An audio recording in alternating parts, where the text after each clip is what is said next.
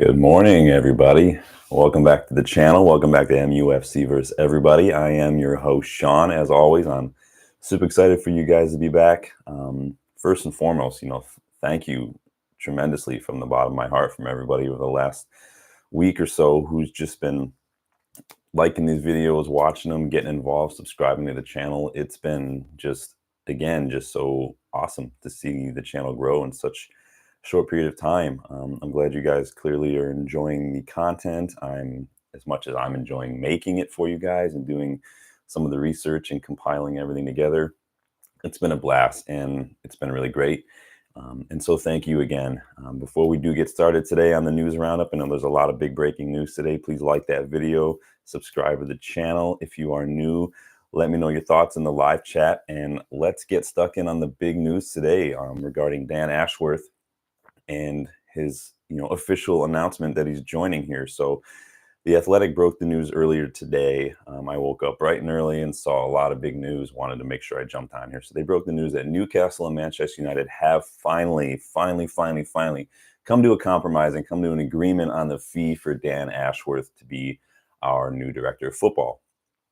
He's been on gardening leave for the last several months, if you remember. He informed Newcastle United of his wishes to join us, and they put him on gardening leave. Sir Jim Ratcliffe has come out with some comments on gardening leave. To a degree, I agree, right? The gardening leave is weird. It doesn't make sense to me, for Newcastle to want to pay for, Ashworth to sit there and do nothing, out of some sort of stubborn pride. But it is what it is. Newcastle and United have been haggling over time for a fee, while he's been on gardening leave. They wanted like 20 million. We offered pretty much a low ball offer in those single digits, obviously miles apart. There were talks of bringing in an independent arbitrator to kind of handle the case out of court and to come to a conclusion that would have been binding. Newcastle will reportedly, remember, they were narrowing down their director of football search. I think they had like two candidates. It was like Dougie Friedman, who I think is still at Palace, and then there was some other guy, I can't remember his name now. But they were trying to find a replacement. It sounds like maybe they're getting closer to that. And then everything kind of went quiet over the last several weeks, hadn't it? And then, of course, it's kind of, convenient, but not that, July 1st hits, the new financial period hits, and, apparently a deal was struck. Ashworth can start his job immediately for us, obviously, which is great. And then, obviously, with it being the new financial period, Newcastle United do benefit from that fee, kind of counting towards this year's finances as well. So kind of a win-win there. It's a little interesting, right? That everything, it kind of feels like the deal has been agreed for the last couple weeks or so, maybe because everything did go quiet and everybody was waiting for this new financial period to kick in, right? Had we done that a few weeks ago, that money would have gone on last year's accounts, which would have not have helped our PSR standings. It helps us this time. I know a lot of United fans too have been pretty vocal about the fact that we haven't signed any players yet.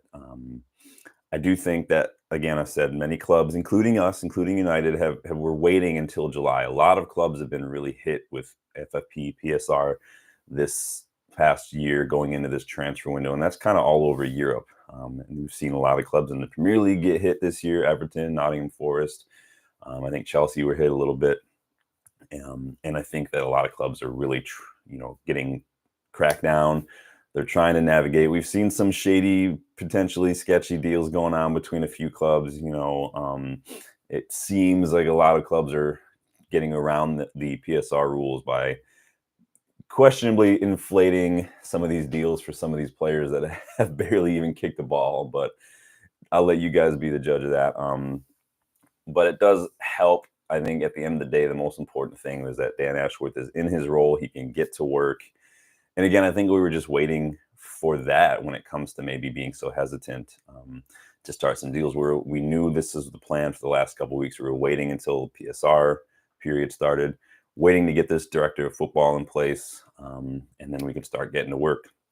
And you have to keep in mind, too, United traditionally don't start transfer windows very early. We tend to be very, very slow. Traditionally, in the last decade, we've tended to chase a player for months before getting them, right? I mean, how many times have we seen that happen? Oftentimes, it doesn't even happen. Like Frankie de Jong, for instance. So I think we're going to see some deals going on this week. Now that Ashworth is in place, now that July is kicked in, now that we've officially seen the end of contracts of some players. I know Brandon Williams, Raphael Varane, and Anthony Martial are no longer on the club's website. They have been removed, so that's a chunk of change off. And so I think that a lot of it has to do with finances. But again, keep in mind, we don't traditionally move very quickly in the transfer market. So Ashworth will overall have a responsibility for football performance and recruitment, with technical director Jason Wilcox reporting directly to him. So the team will be working in tandem, probably along with Ineos as a whole, and then obviously Ten Hag is going to be involved. He's not going to be as involved as every link in the chain when it comes to talent ID, scouting, recruitment, all that.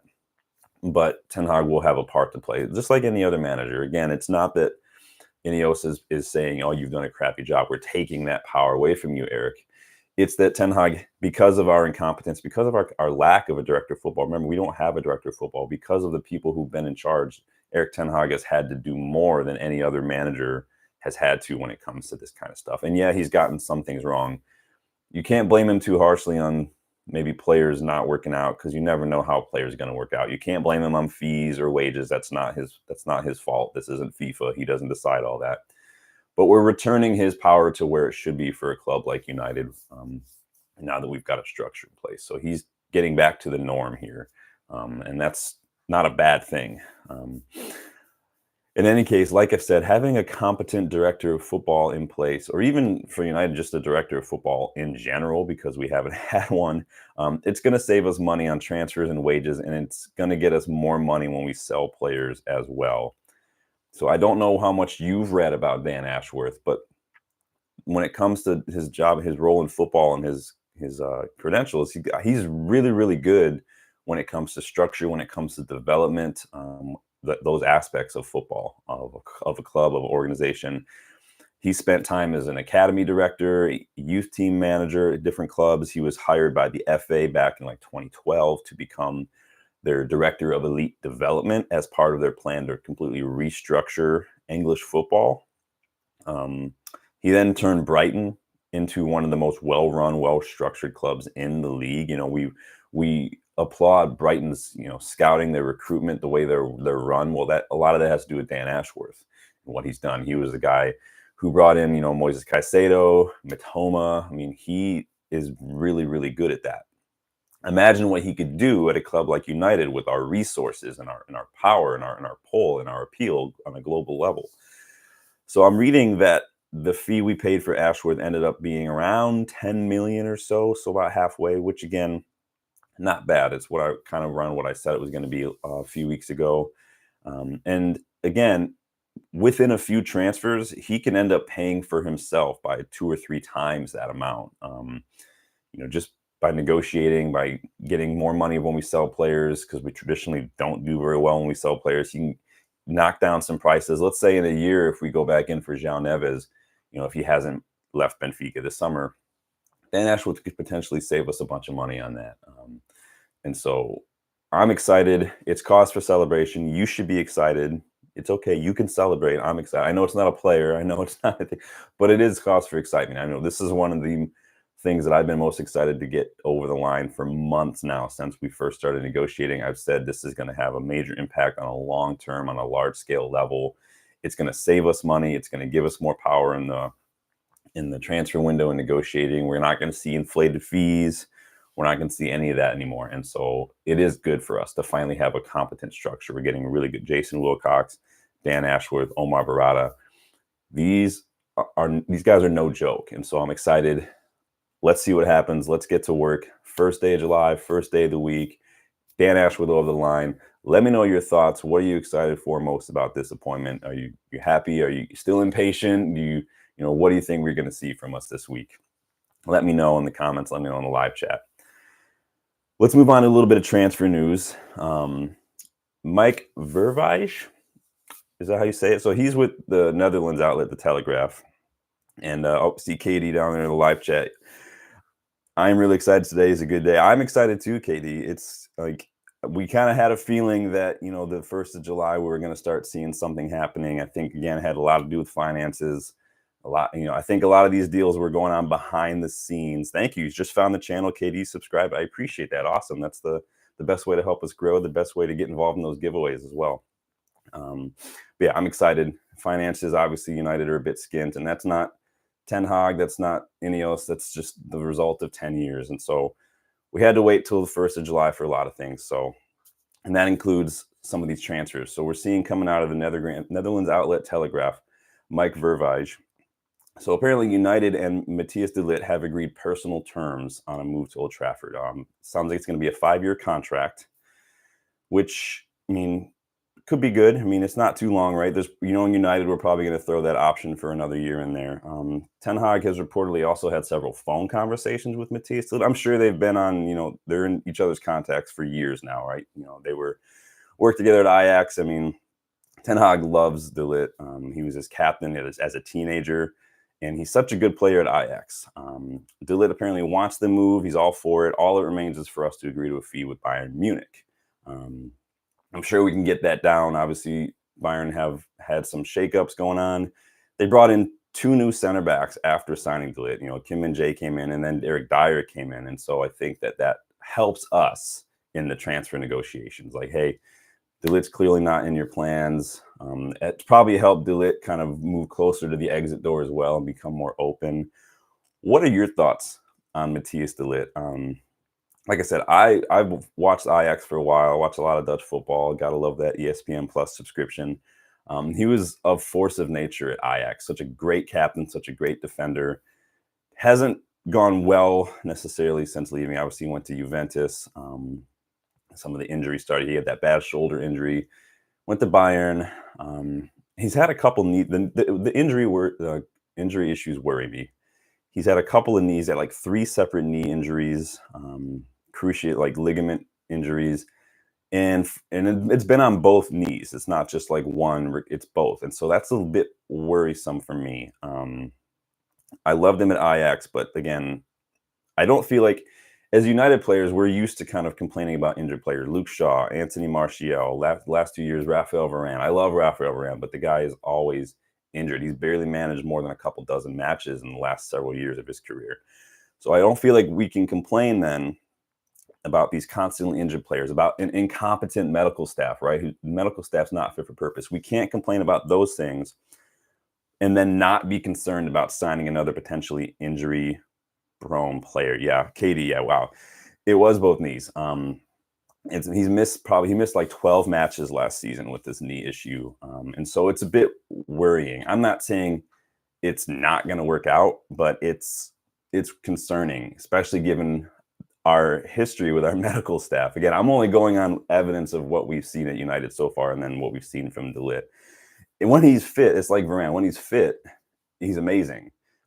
He's a leader. He's got a physical presence. He can read the game really well, obviously, but it's just, he's got to be available. I'll back him, of course, if we sign him, like I back all our players, like I back our managers, but I would still be concerned. Let me know your thoughts, what you think of de Ligt. Would he be your top priority? Would he be your first choice? He probably wouldn't be my first choice if we were looking at center backs, but we'll see. There is still that rumor that we're looking to bring in 2. I don't know how it'll work. I could be wrong, though. We'll see. It's hard because Todibo looks like it's probably not going to happen. I know there was rumors that we were bringing in a lawyer, so maybe that deal is not completely done. De Ligt is not a bad defender. You guys know my thoughts on Jules Koundé. I would really like Jules Koundé to be an option for us. I think that he is roughly probably going to be around the same price as de Ligt. Barcelona need money. I know that we were linked with him heavily. Barcelona were reportedly open to selling him a while back. I really like Jules Koundé as well. But I do like what de Ligt brings as a leader in that back line, because I feel like that's what we've been missing as well defensively, is someone who takes initiative, who reads Varane was very good. Johnny Evans is very good in that regard as well. The experience, they know where the danger is coming from. They don't necessarily just wait for someone else. They know what needs to be done, and then they do it. And I think that kind of thing is what we've been missing. We see that a little bit right from Licha, in that kind of Nemanja Vidic mold where he's just like all action. Let's just get it done. I think De Ligt could be a good foil. I think Koundé could be a good foil. But let me know your thoughts. Move forward a little bit here. Move higher up the pitch and transfer rumors. Let's talk about midfield. So this is coming from Ficaches in Uruguay. KD, not my first choice, but I'll take him. We need quality and depth, and if he misses an odd game here and there, we should have cover. I think we could have cover. I think the futures of Lindelof and Maguire could go either way. Who would you have if you had to keep one, sell one? Who would your choice be between Lindelof and Maguire? I'd probably keep Maguire over Lindelof, just because I think Maguire offers more in this league than Lindelof. I think Lindelof physically is lacking for the Premier League, but I'm not in charge. I'm interested to see what happens with Krambola. I know that Evans, there were rumors that we were going to extend the contract. I don't know if that's made official yet or not. I don't have a problem with that. So, yeah, if we keep Maguire, we keep Evans. Krambola is still rolling around. It wouldn't be a horrible miss. It's a lot of money. He's probably going to be on a lot of wages for De Ligt, and if he's missing, 10, 12 games a season, that's really hard to justify. So, and again, I worry that it's just going to come back to bite Ten Hag. I don't think that we target players like De Ligt because Ten Hag has worked with them before, because they're Dutch. I think it's just, again, it's a lot of it's circumstantial, because a lot of teams buy Dutch players, a lot of teams buy Ajax players. It's just because Ten Hag is now our manager and he was Ajax manager, it's weird circumstantial. So if it doesn't work out with De Ligt, I think it's going to hurt Ten Hag. It's going to come back to bite him, and it's not his fault. And I'm not saying it's justified. I think it's going to be another stick for the Ten Hag out crowd to beat him with. So, but I do appreciate your thoughts. Katie says, yeah, you're right. Harry over Iceman. I don't have a problem with Maguire. I don't know if people think he's slow. I think a lot of that has to do personally, and I'm not being judgmental because I play video games too. I think a lot of that comes from people who play a lot of the FIFA FC24 and want their players to be fast. If you can read the game, you don't need to be quick. Maguire would look much better for a team like Everton or a team like West Ham than I think he looks under Ten Hag's system. I think Ten Hag's system doesn't suit him, but he's come in and he's done well when he's been called upon this year. And so I don't have a problem with that. In the pinch, I would choose him over Lindelof for sure. So let's get back to the midfield here. So again, coming from Ficaes in Uruguay, United are about to send our first official offer to PSG for Manuel Ugarte today, reportedly. Positive talks have been ongoing between the two clubs. Ugarte is reportedly eager for the move. And see, that's a nice change, right? Players who want to join United, who don't just want to sit there and say, well, how much can you pay me a week? Players who want to come. I know that Ugarte is not really featured a ton. He's played some double-digit games, but it's clear that, Luis Enrique, he's played, Zaire Emery and Vitinha deeper in midfield. Vitinha has been used more of as a deep line playmaker, where Zaire Emery has been more involved in a box-to-box capacity. I like Ugarte. I liked him at Sporting. You guys know that. I've mentioned him a few times over the last few weeks. And I actually did, so back before I started YouTube, I was doing just for fun, just like scouting reports online. I don't have the site linked anymore on my Twitter, but I did a scouting report on him, on Ugarte, when he was at Sporting. You can find some of my scouting reports. If you dig around on my Twitter profile, if you go into like SoFIFA and look for some players, you'll find links to my scouting reports in the comment section. But yeah, I like Ugarte. It sounds like we're ready to make an offer. I think he'd be a perfect Casemiro replacement. I'd like to see what we get those wages down to and what we get that fee down to. But I do like him. I think he'd be a really good replacement for Casemiro, like I said. And I think if you watch him play, he is very much like a Lisandro Martinez in midfield form. Like he will fight anybody. He doesn't care who you are. He has that dog in him. He just wants to fight, win the ball, stop the opposition from getting into that's his territory. Our half of the pitch, that's where he lives. You're not allowed. I think if you guys aren't familiar with Ugarte, go check him out. He is awesome. He's been playing with Uruguay in the Copa America. You can go check him out there as well. But we'll see what happens with that today. It sounds like we could be making an offer. I know there were rumors that we were going back and forth on price, but we'll see. So United have also officially released our home kit for the upcoming season. That release dropped today. What are your thoughts on the home kit? It's not my favorite. Clearly, I'm a kit guy. I've got a lot. I asked that question the other day. if you can guess how many shirts I own, and that's not a flex. That's me being more embarrassed about the fact that I buy a lot of United shirts. I don't buy them from United's website though. These come from eBay. But what do you think of the new strip? Katie, nice follow. Thank you, Katie. Follow me on Twitter. That's awesome. I'm not super active on Twitter. It's mostly just response. Sometimes if I'm watching a match at home, I'll kind of tweet throughout, but it's mostly just criticizing guys like Samuel Luckhurst or Graham Souness. But new kit drop. Does $150 for a long sleeve authentic shirt seem a little bit out of hand for anyone else but me? Maybe I'm just old. Maybe I'm cheap. I don't know. But $150 for a long sleeve is a lot. And that's before you even add any name set, any badges or anything to it. You want to add those, it's going to jump out. That's insane. My buddy actually just got a long sleeve Jude Bellingham jersey from Real Madrid's official website. It cost him $200. I was blown away. I was like, no, I could literally spend a couple hours on eBay and get like 5 kits for that same amount of money. Like, that's insane. It's hard for me to spend that much on an official, and plus I don't want to give money to the Glazers, but when I know that if a little bit of digging on eBay, I'll find it for cheaper. See, KD agrees. It's freaking expensive, man. KD, man, big up. That's insane. On the new shirt, though, some interesting news. So an eagle-eyed fan posted on Twitter, I think Benjamin Hunt was the guy's name, that Sofyan Amrabat, if you look on the website, so we removed Raphael Varane, we removed Anthony Martial, we removed Brandon Williams. Sofyan Amrabat is still featured on the website under the roster, but he's also featured in the new shirt as well. So he was part of that photo shoot.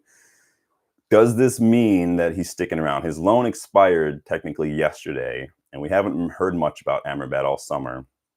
Is this a hint that maybe he's been in the plans to stick around permanently? Maybe we let that loan, because remember the original loan deal was an option to buy for like an extra 20 mil. We paid what, like 7-8 million, and it was an option to buy. Maybe we let that loan expire. Maybe we're going to go back in for a whole new deal to get him for cheaper. Who knows? Would you want Amrabat signed permanently? I've spoken on Amrabat a couple times now. He kind of got a bad rap earlier in the season because he came in and he had to fill in out of position. We didn't have any left backs. I was at that Palace match when he was stuck playing left back a little bit. And then again, it takes a little time to get up to the pace of this league. This isn't as forgiving as other leagues where you're going to get as much time on the ball. But then in the last month or so of the season, couple months, I thought Amrabat actually stepped up a bit. He looked competent. He looked a little more composed, a little guilty of kind of, dialing on the ball a little bit too much in our own third and kind of getting caught in possession a little bit, and maybe some cheap giveaways that, were unforced. That's going to happen. But what are your thoughts? Katie says, that's interesting. Hope we keep him. We need that quality and depth. Yeah, I do think personally Amrabat offers more than McTominay. McTominay offers more of a physical presence. I don't think McTominay has any business being in our half of the pitch. I think McTominay's best quality is his finishing and it's just his ability to pop up in good spots in the opposition box. We've seen that many times. He scored a lot of goals for us this year. He, popped up against Liverpool in that FA Cup match. I mean, it's just McTominay has a job. I don't think it's in as a 6. I think Amrabat, a lot of people will say that we hired him to be this, defensive force. Look at what he did in the World Cup. If you look at Amrabat's numbers at Fiorentina before the World Cup, before we signed him, he's actually a ball progressing midfielder. His progressive pass numbers were off the charts at Fiorentina.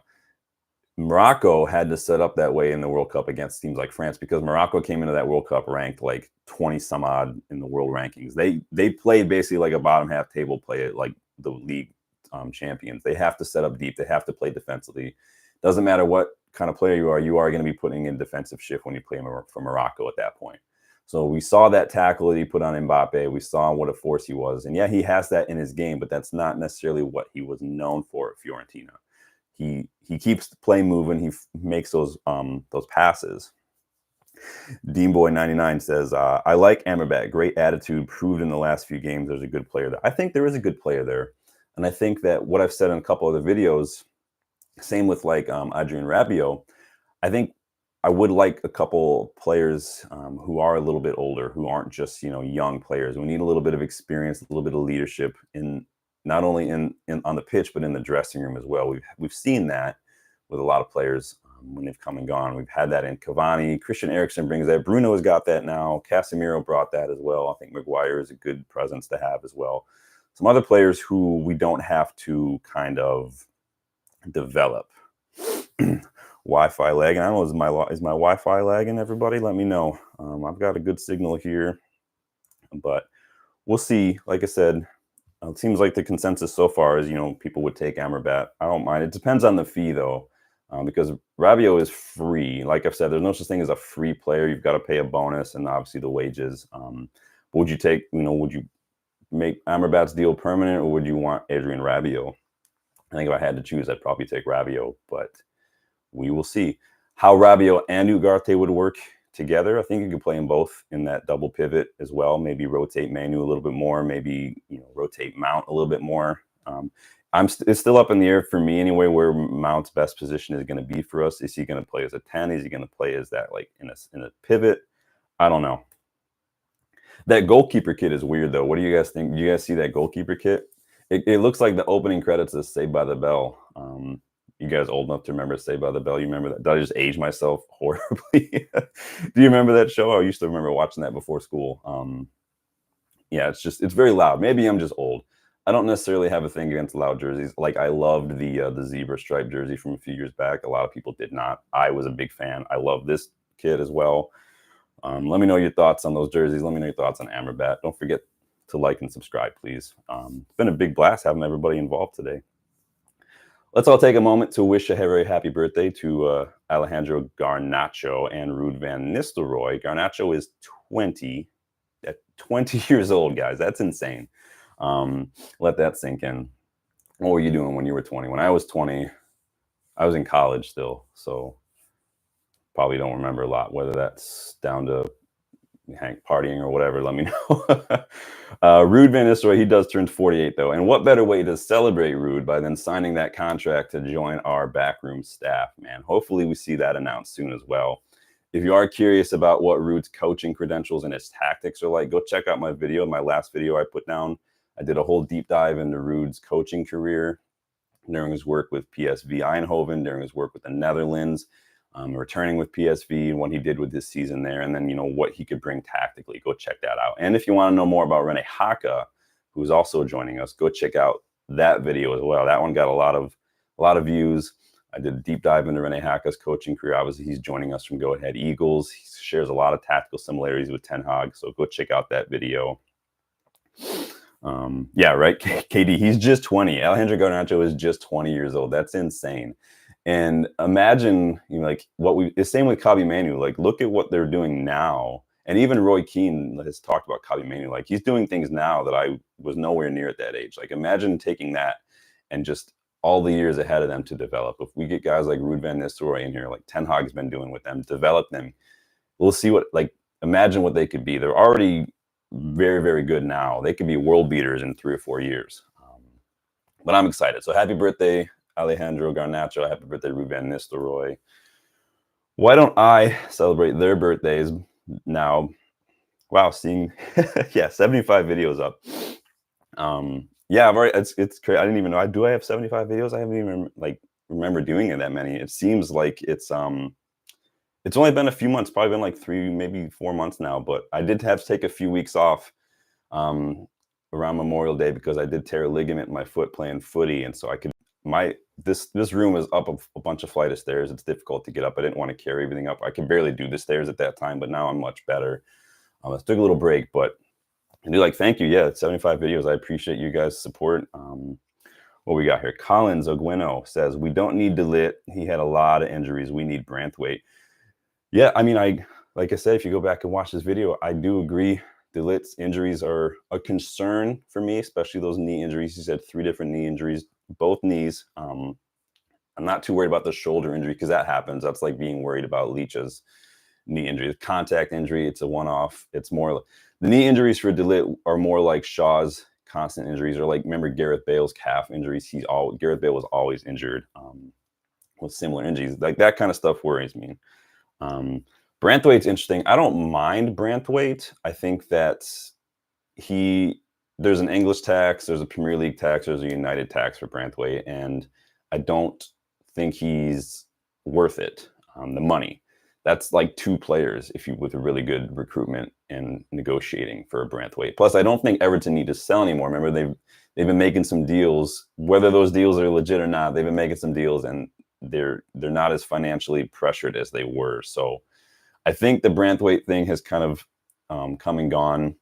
We'll see. I know that we like Branthwaite. Ruud worked with Branthwaite at PSV. Remember, Branthwaite was on loan there, and they won 2 trophies that season, finished second in the league, and actually scored the most goals in the league that season. But Branthwaite was guilty of the OG against Ajax in the KNVB Cup final, though. They did end up winning on pens, but KD, would you take Branthwaite for 55? I would take, if the injuries for De Ligt were as big of a concern, I would take Branthwaite for 50-55, but that has to be add-ons included, not add-ons on top of that. I wouldn't want to go any higher than that.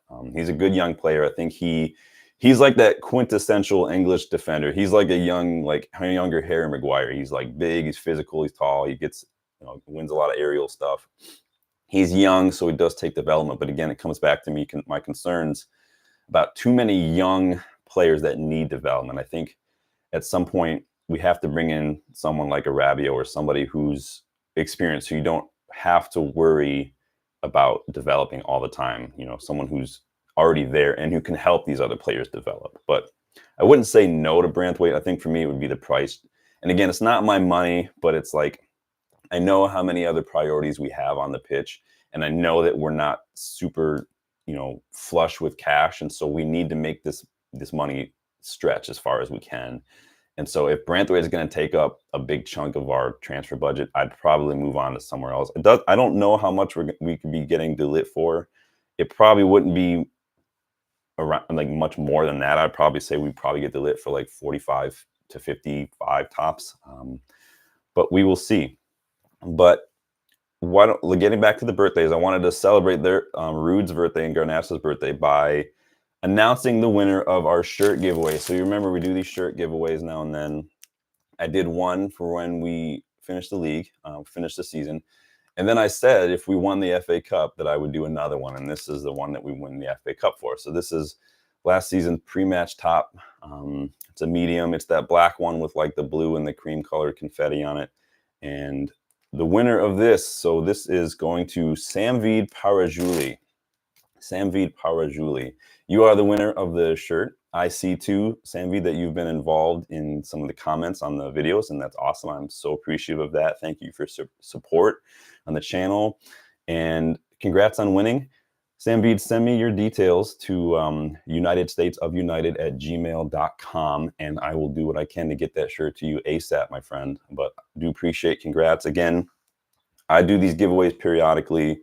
Like I said, I've already done 2. If you want to be entered, just get involved in the chat, get involved in the comments, like the video, subscribe to the channel. It definitely doesn't hurt your chances just to get involved as well. They are chosen randomly, so it's not like I'm playing favorites. But I do appreciate your support. I do appreciate your all's involvement, and this is how I just want to show my appreciation for that. Plus, it helps get some of these shirts out of here. They are all new. Some of them, like the first giveaway I did was in New Jersey. It was a 2009-2010 Rio Ferdinand jersey, with Premier League winner patches on there. Obviously, it's a 15-year-old jersey, but it is new. It's got the tags on it and everything. So that went out to a guy named Dylan, and then we've got this one. So what do you think? Should I do another one? Maybe when we make our first player signing of the summer, should we do another giveaway to celebrate that? Kind of kicking off the summer transfer. I do have more things I could give away. Congrats to Sam, KD. Yeah, KD, big up. You're hearing that the lit will be 60-65. That's concerning. I think that's overpriced, but especially again considering his injuries. KD wants to do another giveaway. Yeah, we'll do another one. On the next video, we'll do one when we sign our first player of the summer. I'll grab the jersey for the next video and let you guys know what it's going to be. And we'll do another one. 60 to 65 for De Ligt. What are you guys' thoughts on that? That seems like quite a bit. I mean, if it was down between De Ligt and Branthwaite, and it's like 60 or 65 for De Ligt, 55 for Branthwaite, what would your choice be? De Ligt's got the leadership, he's got the experience, he's got that pedigree, but he's got those injuries. Branthwaite, pretty injury-free, still raw, still young. Left foot is his stronger foot. He can play on the right. I wouldn't want to spend that much on Branthwaite if he's not going to be starting. That's a tough one, but you guys let me know your thoughts in the chats. That's interesting. Yeah. Has anyone been watching the Euros? England haven't been great. I mean, they've scored. Yesterday was the most goals they've scored since the Euros have started. They were only scoring one. I think they didn't score any in one of their matches. I did see a lot of criticism for Rasmus Højlund the other day when Denmark got knocked out.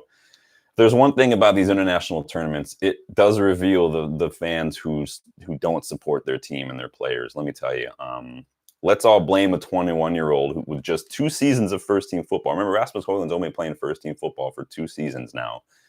He was signed as a teenager to Atalanta, wasn't meant to be their starter, their starting striker, but he ended up coming in because Zapata was injured, Zapata wasn't doing well, and Højlund kind of took over. And with his speed, his power, his relentlessness, we signed him not to be our main striker. We wanted 2 strikers, but we ended up signing him again. We probably overpaid, but that's not Ten Hag's fault. That's poor negotiating. That's just what we do here at United. But we brought him in, and he needs help. I like what I see from Højlund. He's got good movement and things. He's still a little raw. I would love bringing in Van Nistelrooy as the striker coach would be great. But he's got 2 seasons of first-team football. His first major international tournament in Denmark, but apparently it's his fault. Apparently he can't do it. Because then I watch guys like England, and I watch guys like Kane, Trippier, Stones, Declan Rice. These guys are experienced, they're leaders, and they're struggling. But apparently it's Kabi Mainoo's fault, right? Steinberg wants to come up and double down on his criticism of Kabi Mainoo when you've got proven players who are just not doing it. They're going anonymous. Kyle Walker wasn't great. It's a bit ridiculous. And by the way, can anyone tell me what Ineos see in Gareth Southgate as a manager? Because this guy's like in-game management is awful. It's just like for like replacements. There's no change in structure, tactics, formation. It's so boring.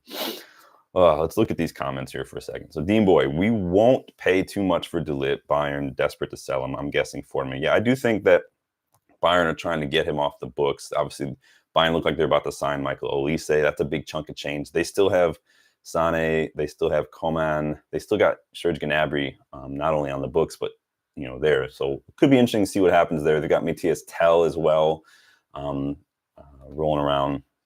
40 million. We'll see. I would hope it's closer to that, but who knows? One thing that does give me hope now moving forward with transfers is the new structure in place. It's no longer Woodward. It's no longer Murtaugh. It's no longer Arnold. It's people who know what they're doing. So I think we're going to see some changes. KD, I'd take Jared if Bayern played hardball. Thankfully, they like us and tend to be kind on pricing, so he might go for less. Talking about Everton, maybe. Everton were under pressure for a while because of PSR, but they're not under that pressure anymore. But they have been playing hardball, so we'll see. That was disgusting to see on Højlund. He looks mentally tough because he took it on the chin and moved on. Yeah, Højlund is a fighter. We saw that at United. It was clear he wasn't getting service. He wasn't, he was getting impatient. He was having a go at his teammates for not finding him with the ball, but he fights for everything. When he came on in that FA Cup final, I mean, he came on as a sub, yeah, and he didn't score, but he was fighting. He tracked all the way back to win that ball back from City when he came on. He's a fighter. He gets it done. He's had to do a lot on his own. He's made his own goals on several occasions at United because we just don't provide service. And so Højlund is a fighter. He gets it. I worry that he's going to get frustrated. And if we don't get him service, if we don't develop him more, that maybe he'll stagnate a little bit. But it's not a big concern. I like Højlund a lot. So we'll see what he's doing. Dean Boy says Rasmus going to be a star. 16 goals last season in a struggling team that didn't give him much service. Exactly. I think that Rashford really needs to step up a bit in that regard. Garnacho, you can forgive a little bit because he's, just turned 20 today. Anthony, my thoughts on Anthony are well documented. It's academic at this point. I was giving him time, but Anthony's just not up for it. I just am done with Anthony. But what I like to see us do more with the Højlund, I've said this a couple times, because he's got size, right? I think that a lot of people look at that and say, oh, he's a hold-up player. He's a Giroud. He's a Lukaku. If you watch him at Atalanta, he's got pace to burn. He's got energy to burn. Play him on the shoulder of these defenders. Find him in the long channels. Find him, play the ball into space. Don't play it to his feet with his back to goal. And he's good at this. We've seen some good one-touch link-up play, but I think that we're really missing out on a lot of the potential that we could get from him by just playing him as this hold-up striker or this target man. We need to play the ball to his strengths, which is just let him play off the shoulders, let him run into space. KD says Southgate was an Ashworth appointee. I believe he's since repented, hopefully, because he's got blood on his hands if we bring Southgate to United. That guy is the worst thing I've seen in a long time. I'm baffled as to what Ineos see in Southgate. I know there's those Ashworth connections, but he is awful. KD, England should borrow a leaf from the Ivory Coast at AFCON. They changed their manager mid-competition and won it. Give it to anyone else to finish. Potter could do a job, right? It surprises me still that Eddie Howe is at Newcastle. I would have thought for sure that Newcastle, with their new owners, with the trying to be the new city, basically, I would have thought they would have gone for someone like a Conte or even like a Mourinho or something to kind of kickstart that thing. I didn't think Eddie Howe would be there as long as he had, but clearly the players like him. Clearly, the ownership likes him. I think this is kind of the last chance saloon for Eddie Howe, though, at Newcastle this upcoming season. After what they did in that 2 seasons ago, and then kind of what they did last season when we knocked them out of European competition altogether by winning that FA Cup, and we knocked Chelsea down to the conference. So hey, cool. But we'll see. Keep watching the Euros. Let me know your thoughts. I still think it's going to be Spain or Germany. Spain just handled Georgia yesterday. I think Spain are stacked. Danny Olmo kind of stepped up yesterday. He's looked the best I've seen him in a long time. I'm not a super big fan of Danny Olmo, but I do think that he had a great game yesterday. Alvaro Morata has looked a world beater in the last couple seasons. And Germany, they've kind of stepped off the gas a little bit, but Germany are very, very good. I do think it's going to be one of the two. I mean, Germany handled their last match. Who was that against the other day? They didn't even have to bring on guys like Florian Wirtz until later on in the match. So Musiala looks like a good player. It'll be interesting to see what happens with him. I know he's kind of holding out on a contract with Bayern. But let me know who you think might win the Euros. Who's your pick? Any dark horses? Any players you're really excited to watch? Let me know your thoughts. That's going to be, who we got here? He will become a beast under Ruud. I hope you're talking about Højlund. I hope so. I think that I see a lot of similarities. At least when he was at Atalanta, I saw a lot of similarities between him and Van Nistelrooy. Just the way they run, the way they play off the shoulder, the way they're powerful in their pace, and they get forward. We'll see. I do think appointing Ruud will have a tremendous impact on our attackers. I said that in my video the other day. He does develop a lot of young players. He worked with guys like Madueke, Cody Gakpo, Johan Bakayoko, Xavi Simons was there on loan. I think that we're going to see a big level up from a lot of our attackers with Ruud. I think the experience, and like I said in that video, just the presence that he brings to the dressing room, just who he is, I think is so immense. It's like, kind of like if when Eric Cantona walks into a room or something, it's just like everybody just shuts up and it's whatever he says. I don't care if it's wrong, it's right, kind of a thing. So I'm excited. We all love Ruud. We all miss Ruud. Bringing him back to Old Trafford would be great. A lot of people are calling it vibes again. I don't think it's vibes. He's a good coach. He's a good manager. He's spent the last year since leaving PSV learning. He went to work with Ancelotti. He went to work with Pellegrini. He loves Marcelo Bielsa. He's been studying Marcelo Bielsa. Like, Ruud is a sponge as a coach, and he wants to learn. So let's see what happens. Austria is my dark horse. I think Spain will win it against England. You think if they can't keep playing? You think England are going to step it up? Maybe England have been sandbagging. I don't know. Guys like Kane and Bellingham are kind of dragging them. Kobbie Mainoo was actually, I know Kobbie was getting some flack from Steinberg, but if you deep Kobbie's stats from that match yesterday, he was actually doing really well. He's just so composed on the ball. He gets it and he just carries it. And I think that's what I've been wanting us to have at United from our midfielders for a while, someone who could get the ball and carry it without having to just pass it all the time. So we'll see what happens. That's going to do it for me, though. Again, congratulations again to Sam. Again, let me know your details at UnitedStatesOfUnited.com. Please don't forget to like the video, subscribe to the channel if you're new. Find me on Twitter, MUFC versus everybody. And then I will show you guys, the next shirt I'll give away when we make our first signing in the summer in the next video. But thank you guys for your support. I'm super thankful, super excited, super appreciative. Thank you guys for getting involved in the live chat today. Portugal or France will win, Dean Boy. Portugal and France, France haven't looked as convincing in my opinion, but we'll see. You never know. Portugal, France, Germany, Spain, the big four, obviously. We'll see, and it'll be exciting. Today we've got a big game today, France-Belgium, right? So that'll be a fun one. But leave your thoughts in the comments. I've appreciated the live chat today, and I will see you guys on the next one. Take it easy.